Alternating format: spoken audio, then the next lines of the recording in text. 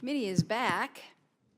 I will note that we still have one more vote, but I figure with the timing, we've got here about 20 minutes before we have to go back for that third vote.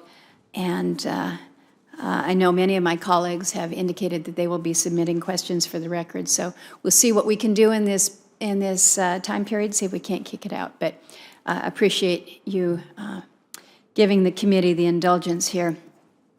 Chief, I want to talk about things going on in the Chugach National Forest right now. Last week we had discussed the recreation funding. The budget is looking at about a 4% decrease, roughly $10 million. It appears that not only in the Tongass, which we discussed last week, the problems with the outfitter guide permitting, we're seeing the same problems presenting in the Chugach. Instead of creating more opportunities to grow recreation by permitting outfitters and guides, it looks like those activities are being curtailed. We've got a number of tourism operators that would like to offer new tours on the Kenai Peninsula, but Forest Service has not solicited new application for user days of permit operations in nearly 3 years now. 3 years is a long time. They say lack of staff, but they also say no need for new recreation opportunities or operations. I've heard from numerous guiding operations who have applied and were basically told check back. And these guides range from a heli ski operator to fishing and mountain guides to small boat tours in Prince William Sound. One guide was even told, come back in 7 years. Come back and check with us in 7 years. The website, Chugach's website, says, quote, the Chugach National Forest is currently not accepting proposals for outfitters' guides at this time. And I just don't understand. It doesn't make sense to me because last June, so a year ago, you issued a memo suggesting that we have this streamlined permitting of special recreation use permits. It specifically encouraged any forest which may have a moratorium on special use permits to reevaluate that decision and consider lifting that, which again would be appropriate. So the question to you this morning is, why do we have this moratorium on issuing new guide and outfitter permits in the Chugach? And are you looking to lift that? What are you doing to help facilitate opportunities for recreation within this very important national forest? Well, Madam Chair, I'm not aware of any moratoriums, and I will personally look into the issue there on the forest to be able to address that. Again, on the Chugach National Forest website, it says the Chugach National Forest is currently not accepting proposals for outfitter guide activities at this time. So I don't know whether that translates, whether you call that a moratorium. I look at that and say, okay, at this time they're not taking it. But then when people are inquiring, they're told 3 years, check back with us in 7 years. To me, that sounds like a moratorium. So, Madam Chair, there's no question that on some of our forests, it takes a lot of time to years to be able to respond, and that's one of the things we're working on to change. And we're focusing on reframing our approach so that the folks that work on our special use permits can use their time on the more significant requests and not be spending a lot of time on activities that really don't contribute to any more impact than what's occurring from the public.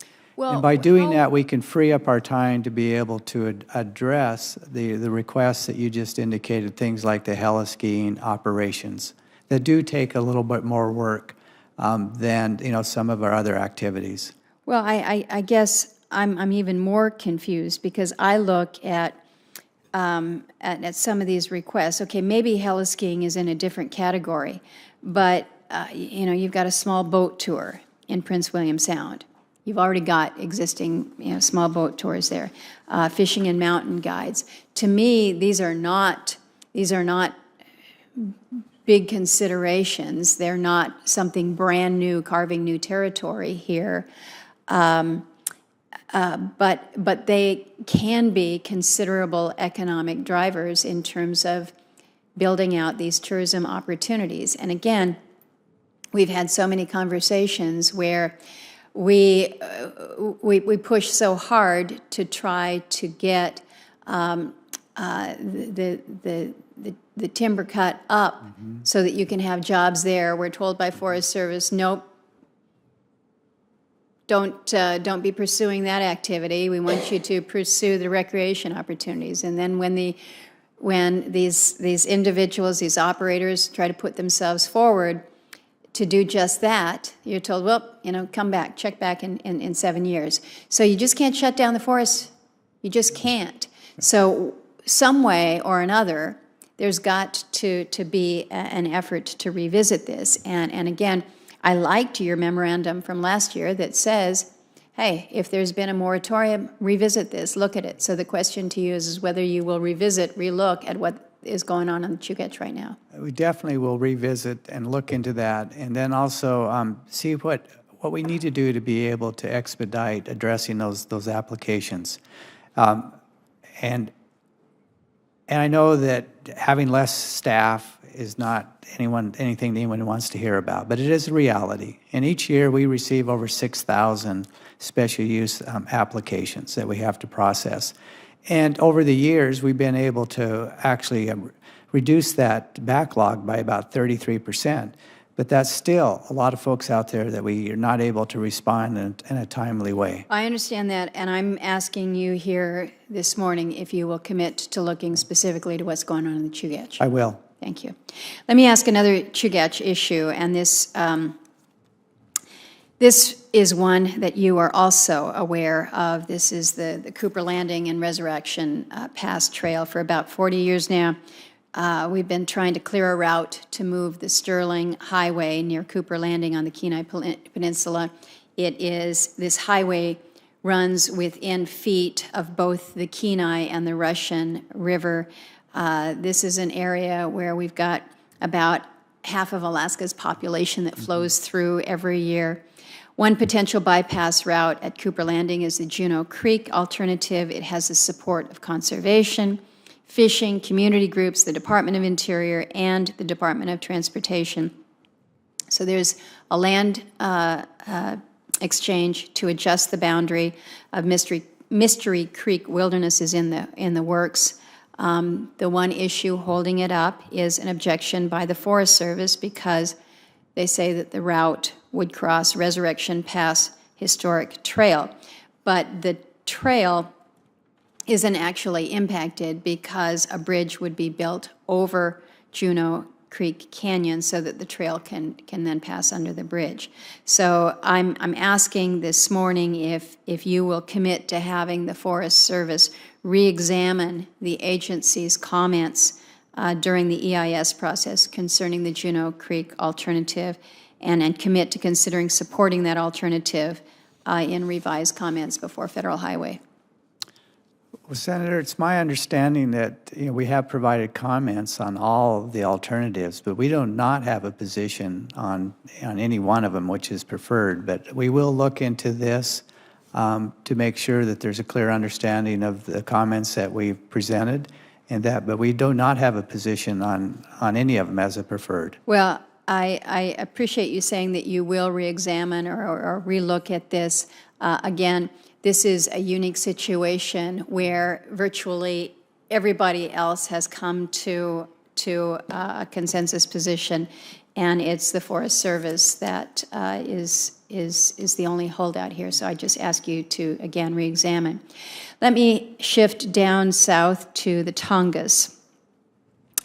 The Forest Service 5-year timber sales schedule indicates that there will be no timber sales within any proximity of the Viking sawmill. You know well about Viking, but it's my understanding that until about 2020, that's going to be the situation. It's also my understanding that the agency has 3 NEPA teams that are working in the region, but only one is working on a project that can help supply the mill. And even if that project is successful, it doesn't do much to restore a 3-year supply of timber. And Viking situation, we always talk about Viking kind of hanging on by their fingernails, and once again, they're looking at a situation where they expect their timber supplies to be pretty much depleted by 2020. So I'm asking this morning is whether the Forest Service would commit to adding additional timber sale teams to supplement the current 5-year schedule, and then really what else is possible? What else can be done to ensure that we don't lose Viking? And obviously, we have worked very aggressively here on mental health trust to help facilitate that, and we have been successful with that. But again, so much of this hinges on the viability, the continued viability of the only medium-sized mill left in Southeast Alaska. So what's the survival plan here for Viking, and can you get an additional timber sale team to look at this 5-year? Well, Madam Chair, I would really like to be able to add an additional team there and an additional team on maybe every forest. And we'll do what we can within the resources that we receive. It's my understanding that folks are working together, with the state and Sea Alaska to have a program of work that will provide, a volume of timber to ensure not only Viking but the other operators, and that over time, our commitment is to continue to increase that to ensure that those businesses stay open.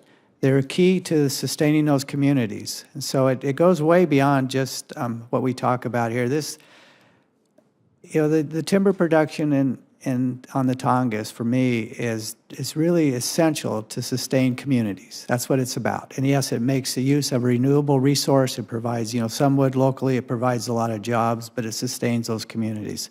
So if our budgets, as we move forward, if they provide for that flexibility for us to be able to get additional work with everything else that's ongoing, I'd be glad to look at that to be able to get more done. As you and I have talked, I think I am committed to be able to show that we can have a sustainable flow of timber off the Tongass, and that as we move forward, to be able to show that the things that we're working on will make a difference.